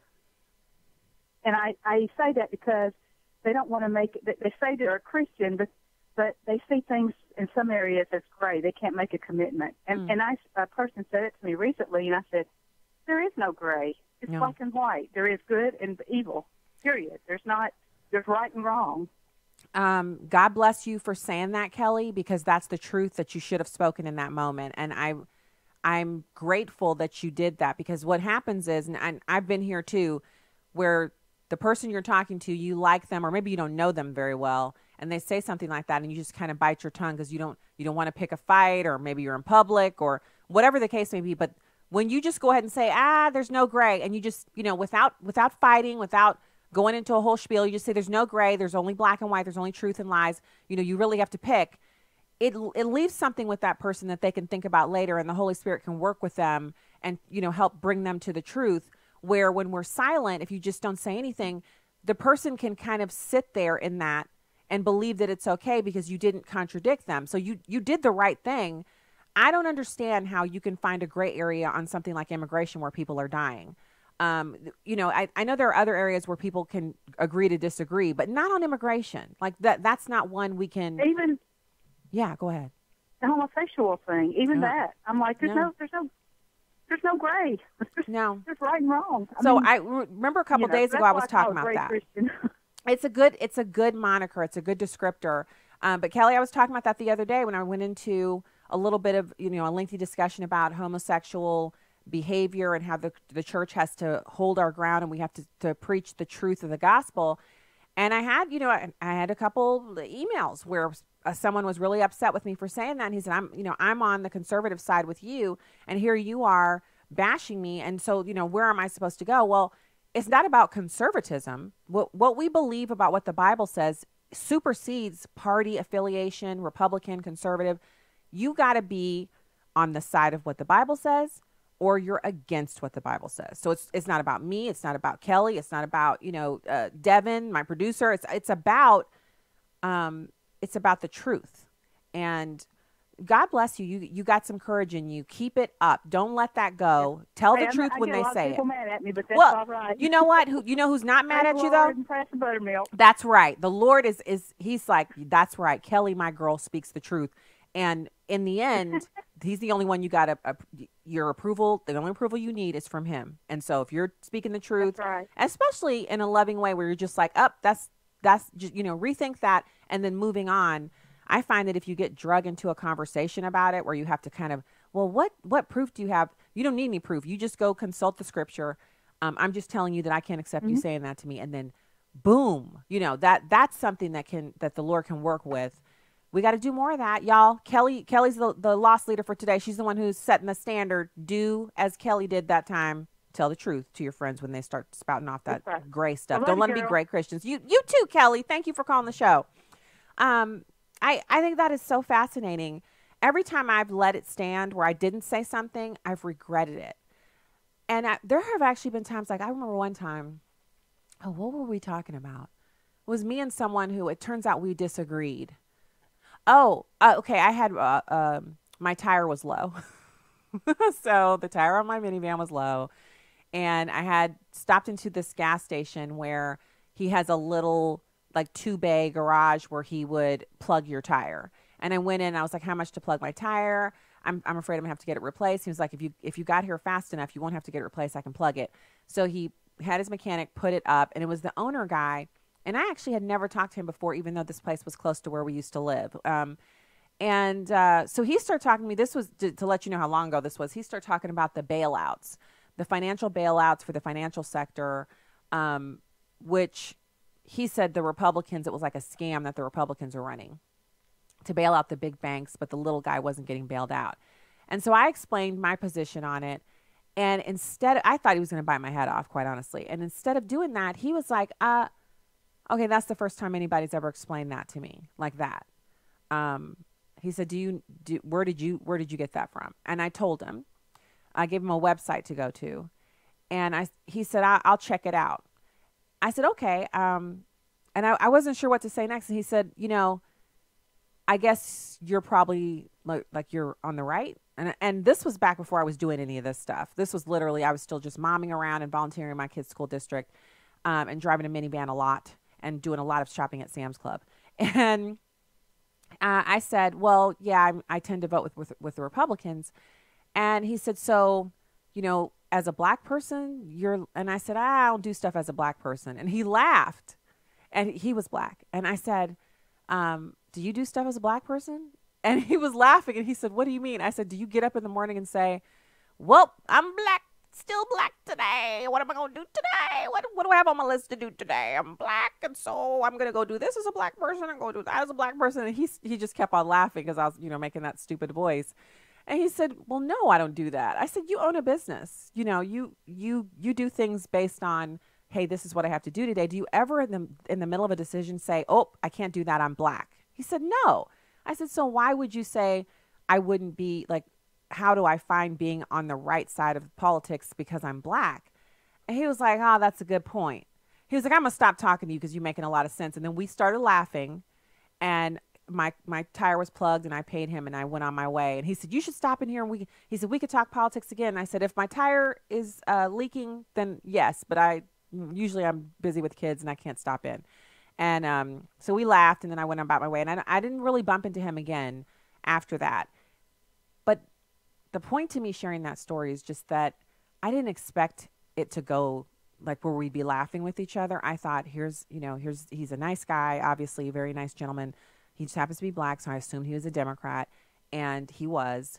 But I thought when he made that comment about the financial bailouts, and I gave him the information that I knew, I thought he was just going to, little argument, maybe mini argument, and then we would just be sitting there in silence while I got my tire plugged. And instead it turned into a really nice, just kind of back and forth.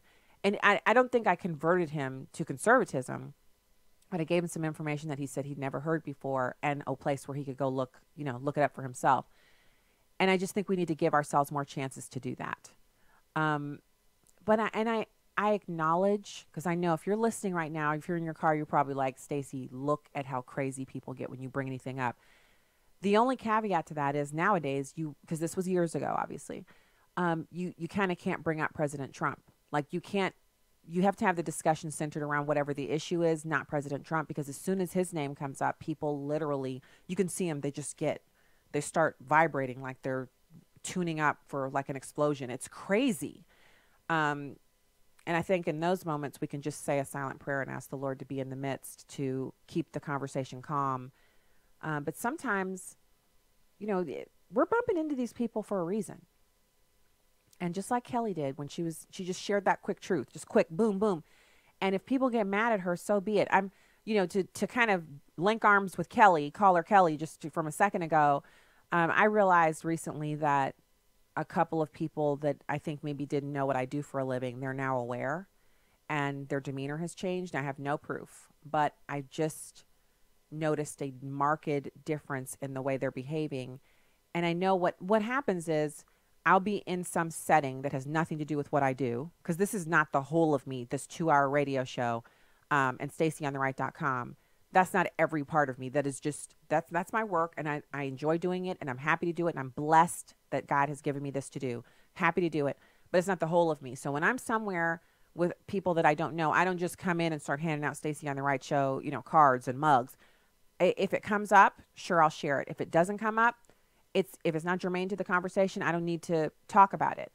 And so in this particular setting that I'm thinking of, I know other women in that area know what I do for a living, and they happen to be right-sided, so they're happy about it. But I haven't made any announcements or anything. And I could always tell when someone is a Democrat and they found out what I do, because they just every time they see me, they do this. Heads tilted to one side, and they're just looking at me. And I'm thinking, oh, you just heard about Stacy on the Right, didn't you? Oh, too bad for you, because you look unhappy. Because I'm not fazed at all. And when people that kind of liked me before, or we were like getting along before, when they change their mind or they get mad because they find out that I'm Stacy on the Right, I know this upsets people when I say it, but it is the truth. It has to be the truth for me. Otherwise, I'm like a little tiny wooden boat out on the open ocean in the Atlantic. When the storms come, I would be completely broken apart. When a whole bunch of people didn't like me at the same time, I'd be completely undone, capsized underneath the water, sunk down to the bottom of the sea. I can't be that.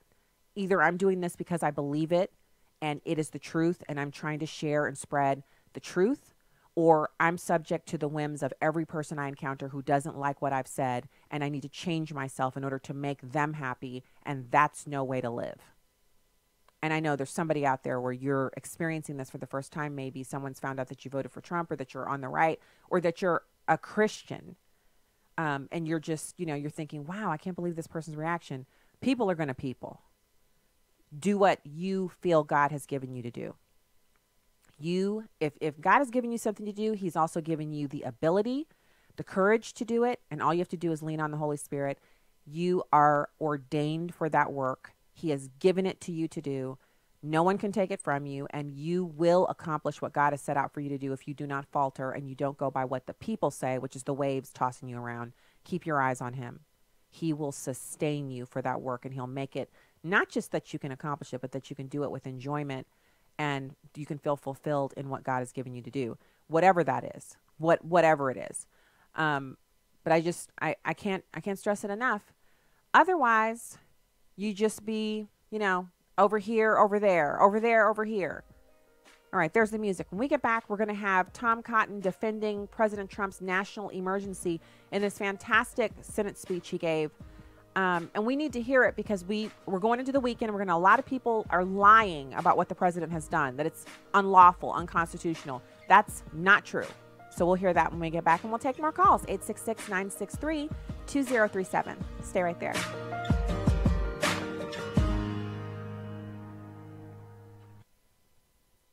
This is Life Issues with Brad Mattis, president of Life Issues Institute. Planned Parenthood performs surgical abortions on teen girls without parental permission.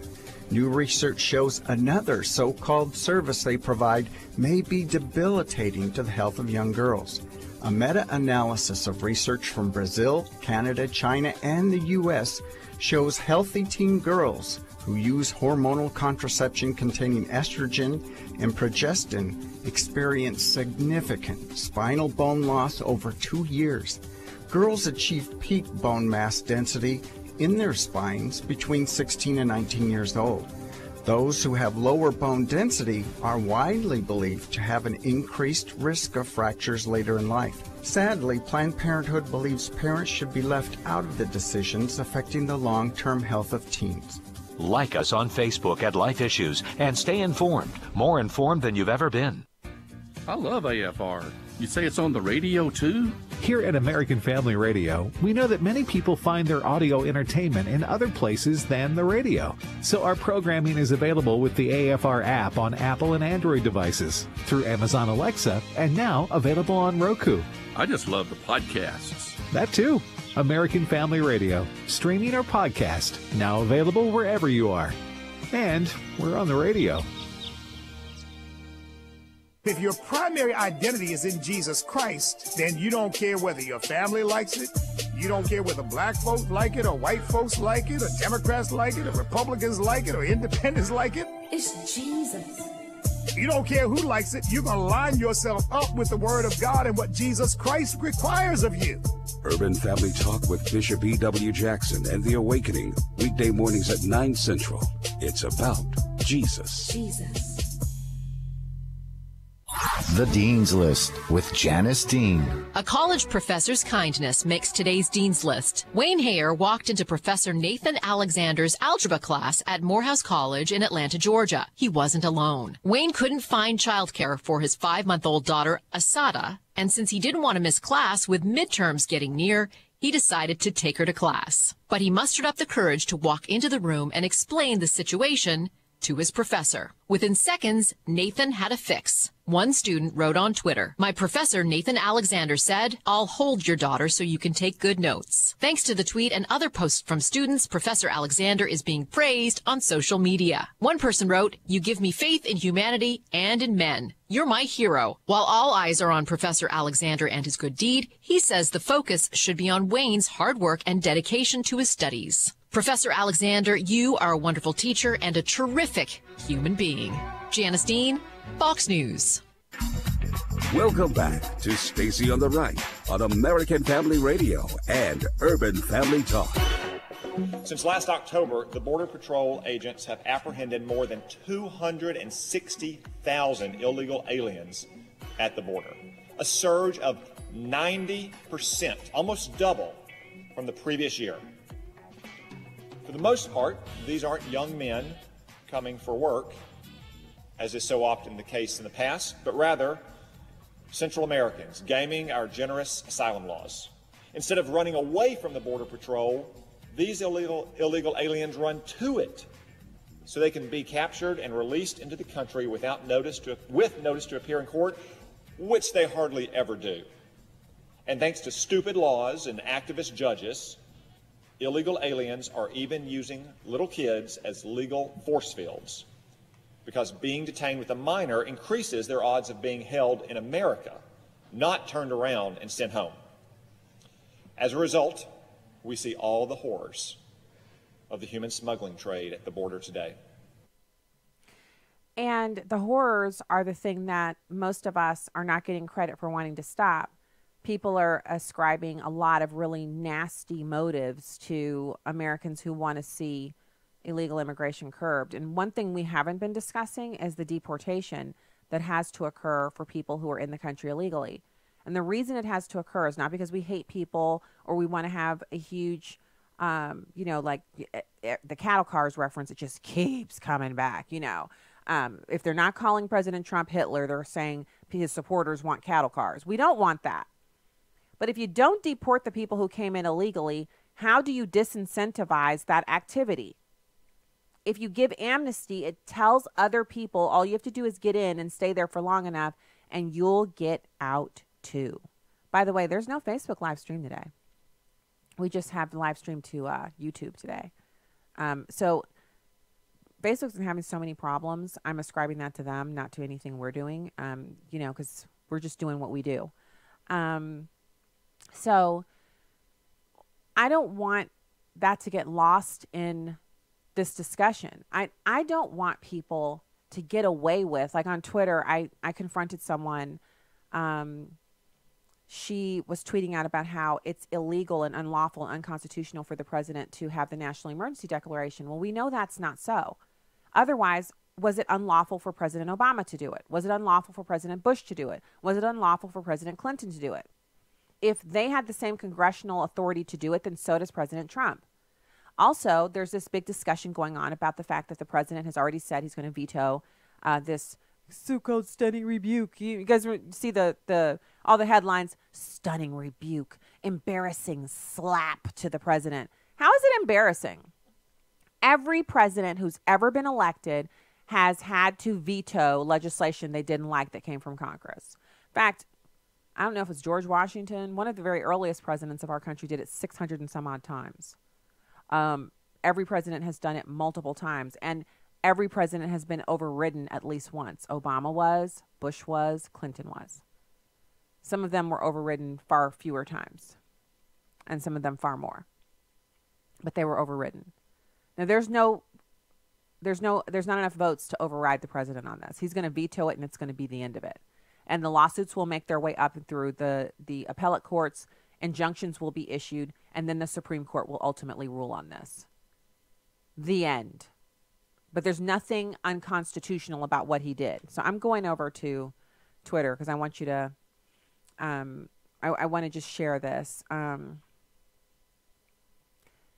so there's some pretty disgusting conversations going on online because of some news that's just come out.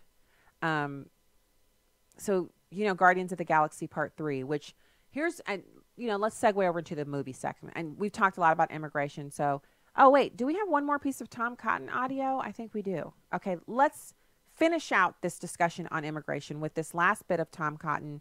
It's number 3. The minority leader called the president's emergency declaration a lawless act that showed naked contempt for the rule of law. Other members of the self-styled resistance have compared the president to Hitler. Curious, overheated claims, I have to say. To be lawless, after all, one must act outside the law. Yet the president's critics don't even bother making that case, probably because they don't have much of one to make. The president isn't purporting to invoke his inherent executive powers under Article 2 of our Constitution. He doesn't even claim to defend his constitutional prerogatives from legislative encroachment. On the contrary, he is only exercising the statutory authority delegated to him by us, by this very body, the United States Congress. So if Congress didn't want him to be able to declare national emergencies, they could revoke his ability to do so through legislation. And the reason that they will never do that is because they know that it was for a good reason that they gave presidents this authority. They gave the presidents this authority because sometimes you have to declare a national emergency. You don't have time for Congress, who might be on a break. They might be all home in their home districts because it's Christmas or it's the summer break or summer recess. They might not be in town, and getting them back might take 2 or 3 days, especially if the national emergency that you want to declare has anything to do with weather or air travel or terrorism or domestic threat. And so they're not going to take that ability away.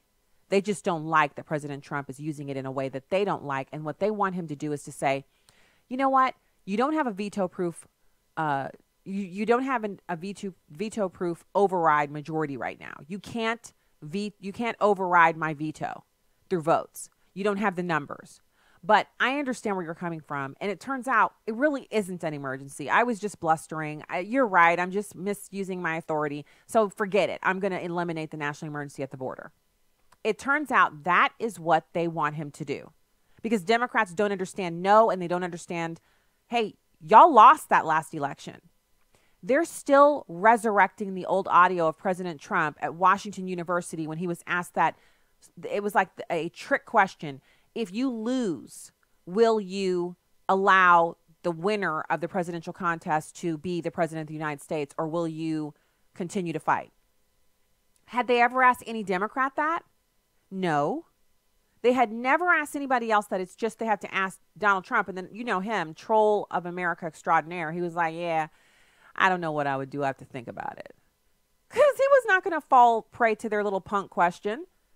And so then now they're using that audio to say that in 2020, if he loses, what is going to happen is he's going to put tanks on the streets of America to stop the natural transition of power.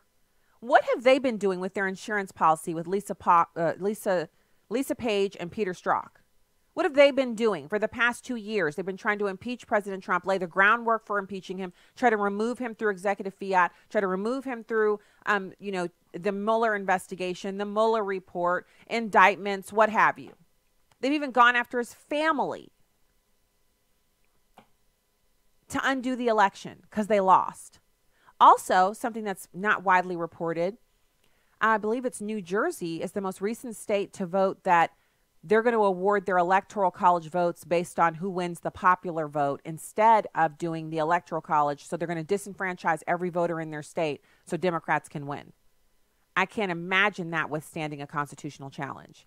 So if there's anybody in America who doesn't believe in the natural transition of power, it's Democrats. They're actually setting us up for some huge constitutional fight that would have to wind its way up to the Supreme Court because they don't want the possibility of losing to Donald Trump again, which is clearly something they're afraid of. If they weren't, why would they be doing that? If they could win elections with the popular vote and the electoral college, or as we all know, the electoral college is what matters in this country, so every vote has the same weight. That's why we have the electoral college. Then they would just be doing that. I mean, it's stunning that we see this behavior from them, yet here we are again. Here we are again. You got to have 2/3 of the Congress to override a veto by the president. They don't have the numbers. I mean, I'm really surprised, and I said it yesterday. They don't have the numbers. They have a bunch of turncoats. Some of them we knew. Some turncoats were known to us. Others we don't know. I still feel the sting of disappointment in Senator Roy Blunt voting against the president on immigration. What state does Roy think he's coming from? I just don't understand that. One question on one of the live streams here. How are they going to face the Messiah on Judgment Day? They won't. I mean, yeah, they're going to face him, but they're not. It's not like they're going to say, "Oh man, I was wrong all along." There was a time, I don't remember if I was at a conference or where I was, but there was this pastor speaking, and he was talking about all the misconceptions that we have about different things that in the Bible and how the culture is the responsible party for that. So he started off with angels, and he said, what we do is we have these ideas about what an angel looks like. And an angel in American culture is it looks like a huge toddler that's fat, and its legs are perpetually pulled up like it's in a seat, and it floats. Or it's, leaned out in, kind of a pose, and it's still very plump and cute, and the wings are short and small, and it's a baby, and it's an angel. And angels are things that, like, an angel will kiss a baby on the forehead, and angels float in and out, and they're beautiful and sweet and light.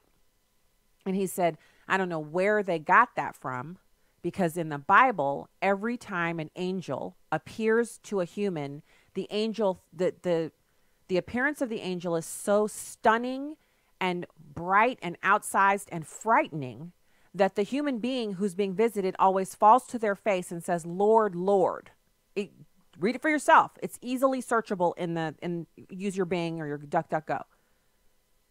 There is no time in the Bible where an angel appears where the human who is receiving the appearance says, ooh, look at that cute baby angel. Look at those juicy baby thighs. Look at those juicy babyish, angelish angel baby. No one ever says that in the Bible. Some of them pass out. But nobody thinks it's cute. So that is an American cultural thing that we do, where we make angel statues for our garden and everywhere else. We draw them, we put them on stuff for kids, and angels are always made to seem like something that you could just almost hug or kiss or set on a shelf at your house, when an angel is so huge and so terrifying, and its voice is so it's scary. It's like people fall down in terror at the sight of an angel. And so if that's the angel, and then we go by the other things that we know in the Bible, like when Moses was up on the mount, and he said, Lord, Lord, let me see your face. And he said, no man can look upon me and live. He said, I will pass by you and allow you to see my glory. So the very bottom edge of the bottom of the robe of God, not the actual like physical part of God, but just something he's wearing, he could let him see a tiny sliver of it. And he spent time with God getting the 10 Commandments, and just spending that much time in the presence of the Lord, he came down from the mountain and his face was glowing from being in the presence of the Lord. He could only withstand in his human form to look upon the glory of the Lord, which, by the way, just as an encouragement, because I love encouraging you, the glory of the Lord shall be your rear guard. That's in the Bible. So you have that misconception. And then the pastor went on to talk a little bit more, and he was talking about this misconception that we have, that when we reach the judgment seat, what we're going to do is, we're going to die, and then two angels are going to usher us up to the judgment seat. And then when we get there, whatever time frame we're getting there, if you're pre-trib, post-trib, don't get lost in all that. Just stick with me here. You get there, and you're at the judgment seat, and you're in the presence of Almighty God, and you're like, well, the reason why I didn't do this is because I didn't agree with it, and my pastor misinterpreted such and so in the Bible, and so for years I thought such, and that's why I did that. And then also, and he said, that is foolish talk. If we think an angel, if every time a human being encounters an angel, we fall on our face as if we're dead, and we're unable to withstand looking at the angel, it's so mighty and powerful and frightening and utterly bright and scary and just, it's so awesome that we can't even look at it and we pass out. What do you think is going to happen when you and your post-human form, you've left this body on earth, now your spirit goes up to meet the Lord. You think you're going to twist your little old crooked finger up in the Lord's face? Like you're going to be the same size as him and you're going to be like, look, I already told you when I was down there, I prayed up to you that I was never going to be against abortion. No. You're not going to be arguing with Almighty God about what his word said and how you executed it. You're not going to get up there and be like, well, you know why I didn't do that? It's because I hated Stacy on the right, and she was just arrogant, and she was just always talking about how she laughed at the haters, and so I never did that in the Bible because of what she said. That's not going to be the conversation you're having. And so if you if you want to have a true understanding, don't take our cultural references and let that be the reality you think you're going to meet at the judgment seat. Go straight to the word. Use your Bing search engine, study the scriptures, claw that faith out for yourself. Because if we go by what Hollywood is telling us, and we know there are a bunch of liars, thieves, crooks, and deceivers, bribers, practitioners of every evil work, then you're not going to be ready for what you're going to face when you go to that place. And that's not going to be my responsibility. God bless you. Have a fantastic evening. Citizens from the Heartland. Stacy on the right.